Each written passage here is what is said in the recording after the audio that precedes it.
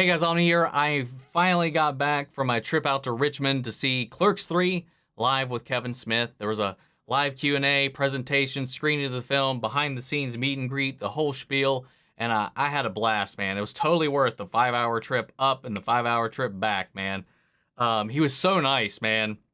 Meeting one of the guys that really is a huge inspiration for my passion for films, my my starting this channel for one. Yeah, it was a blast, man. And I mentioned the channel and stuff like that. He was really encouraging, man. It was it was fun, man. To be there with a whole bunch of fans, particularly of this universe he's crafted, it was a blast. It was an experience, I gotta say. Now let's talk about the film. Let's talk about my position with Clerks, like the franchise in general, specifically Clerks, because I'm a huge fan of the entire View Askewniverse. But like the Clerks films themselves are very personal to me, I feel like, and probably to a lot of people, a lot of nerds that grew up around the same time as myself, and even a little bit older as well, that are more along Kevin's age and stuff like that. The first film was like the first time I felt like I saw me and my friends on screen. And I've heard that sentiment echoed, and I don't feel like I'm alone with that at all. Like, just being a bunch of nerds who just kind of sit around, bitch, and complain about, the stuff you're doing, the people you're dealing with, and then just kind of having these off-the-wall conversations that only nerds can have, like that conversation that Randal and Dante have about the construction workers on the Death Star in the first film. That's shit me and my friends did all the time, man. And that's like the first time I felt like I saw myself on screen, And, as I've aged and stuff, when Clerks 2 came out, it was a lot of the same similar humor, a lot of the same stoner jokes. And I'll tell you guys, I'll be honest. I had never even drank until I was 28. And I've still never been high. So I don't know what this is like, but this has always been like my idea, or what I kind of based like stoner humor on.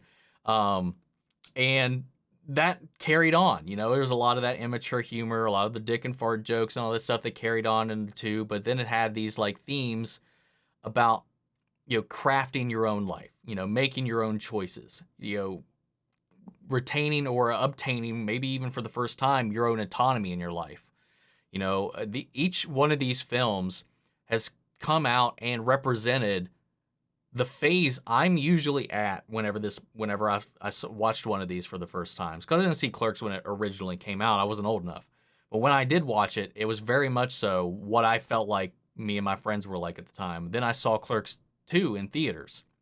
And now, seeing Clerks 3 16 years after that, and and I'm sure people want to be like, I'm still too young to be feeling like this, but a lot of the themes this movie dives into or tackles with, for someone like me who overthinks and ponders things and worries a lot about stuff, stresses, anxiety, and just, seeing a lot of other people around me moving in different ways, it's hard not to be like, what am I doing? And that's kind of the premise of this movie. And it's another one of his films that just hit at the right time, where the themes were just something I've been struggling with for the past, 4 or 5 years, maybe even longer than that, to be honest. But it was rough, and it made watching it even more emotional. Same tone, same vibes with the humor. That aside, this film also shows just how much he's matured, especially since his heart attack a few years ago. He survived a heart attack that only 20% of people that ever have that heart attack get to survive. 80% that have this Widowmaker, a heart attack, die. So this film tackles that mortality. It's reflected in the character of Randal in this. He's working this quick stop 16 years after the events of Clerks 2 with Dante, and he is struck down with a heart attack, and that's kind of what kicks off the movie. And faced with that mortality, he's like, what have I been doing with my life? I've just kind of been sitting in this quick stop watching everybody around me progress. I've been just spending my life on sitting down watching other people's movies and stuff like that.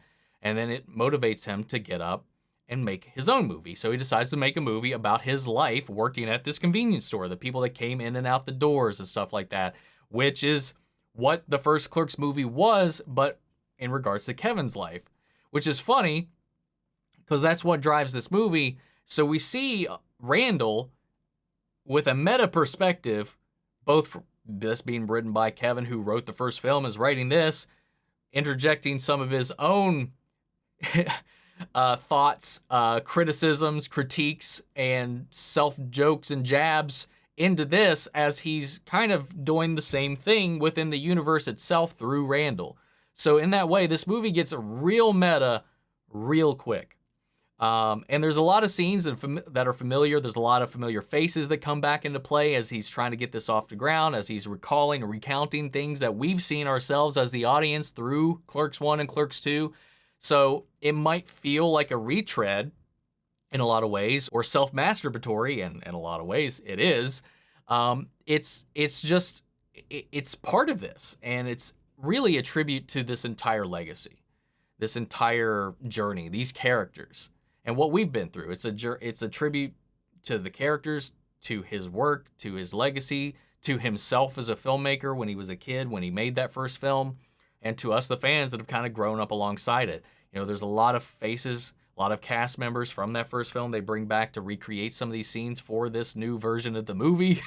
It's wild. It goes so deep in on itself. Sometimes you can get a little lost in the muck, man, but it's so fun. And being in a theater with a bunch of people that grew up with these movies, man, we were all cackling and laughing our asses off. It was so much fun.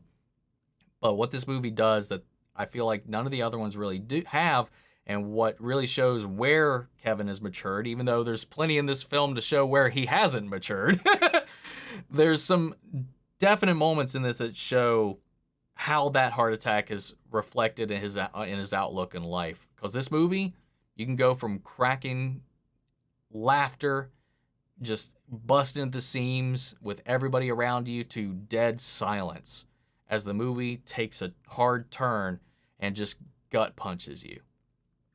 I did not expect to bawl my eyes out as much as I did in this movie. It was so hard to watch at times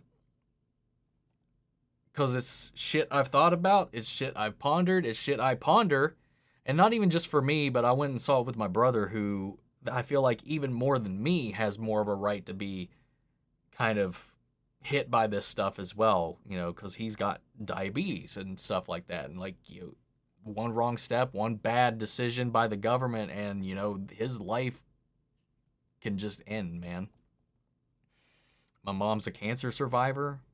Like, there's a lot of stuff where this touches on some things that gets real personal, and I'm always one of those people that kind of worry about shit a little too much, more than I need to, and it was hard to watch at times. There's some twists and turns that this takes, especially with some things that have transpired in the 16-year gap between the last one and now that are just heavy.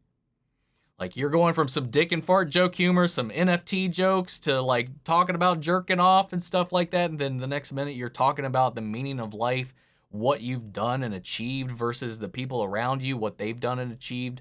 And, you know, the fact that in an instant, you know, it could have just ended.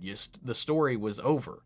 It's just, it's rough and it's hard to get through at times. But I will say, you know, the film, it stars a bunch of familiar faces, man, from Brian O'Halloran, Jeff Anderson, obviously, as our key two, Dante and Randal. We got Trevor Fehrman back as Elias. We got Austin Zajur, who is in here alongside as kind of like a new kind of, I don't think it's a spoiler. I mean, he's like Elias's Silent Bob in a way, his own little like minion. We got Jason Mewes, Rosario Dawson, and of course Kevin Smith is Silent Bob. And a slew of familiar faces. And I think it's Brian O'Halloran and Jeff Anderson's strongest performances I've ever seen. They have some scene work together in this that is just, I'll say it, man. I think some of these scenes between these two is damn near Oscar worthy at times. At times it's not. At times it's kind of what we've seen before, but there's some moments in this where these two are just like shining bright. And it's not just them. There's some characters they brought back from the first Clerks that have like some really, really good scenes. Man, I almost like cried just talking about this movie, man. Yeah, I don't know where I'd rank it overall. You know, I still love Dogma. Mallrats is still my favorite. Followed by Dogma, and then either Clerks 2 or Jay and Bob Strike Back. It's hard to say, but definitely my favorite's still Mallrats and Dogma from the stuff that he's made. But we got Twilight of the Mallrats hopefully coming in the near future. And unfortunately, Dogma, any sequel associated with that, is completely in the dumpster because of some rights issues with a particular human being. I won't even credit their name being mentioned here on the channel, but it's wild, man. It's wild.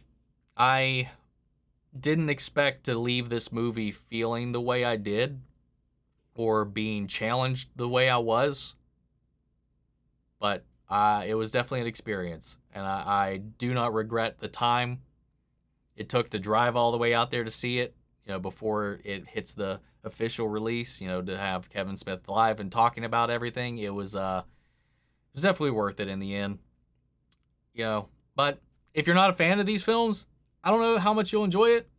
You might get a kick out of it if you've never seen any of his films. I don't know. I really don't know the perspective from somebody that's completely detached from this universe. One of the first, if not, I won't say the first, because I think that might have been the Universal monster movies, but I would say, since aside from those, one of the earliest cinematic universes to exist. It's pretty crazy, man, to see the culmination of all of that. But I love the film. I enjoyed it. Again, it's not perfect. It's probably not going to land for everybody, but like I mentioned, these films manage to somehow strike a chord with me every time I see these things, man. So I don't know where we're going from here. I don't know what the next step in the journey is going to be, or if this is where the journey ends. I don't know. We'll have to wait and find out. Just like with Clerks 2, I thought that was going to be the end, but because I thought that put a perfect bow on Dante and Randal, but they found a way to carry that torch forward, and maybe they can do that again. But guys, if you've seen it, what did you think? Sound off the comments. Let me know your thoughts down below. We'll carry on the conversation after the video. I'd love to know what your favorite View Askewniverse film is. Subscribe if you're not already. Leave a like. I'd really appreciate it. Feel free to join me in my Discord. We talk about it there as well. Links to that in all my socials, description box below. Follow me in each and every one of those. Before we go, I want to shout out our channel legends. Manny Sherritt, Ryan Karen, Jason Coleman, Philly Vane, Yorick, Corey Scott, Margaret Grace, Mary Bradley, Melita, Robert Anguiano, and Raven McCann. Thank you guys so much for your continued support. But that's it for this video, guys, and I'll see you all in the next one. Take care, everybody.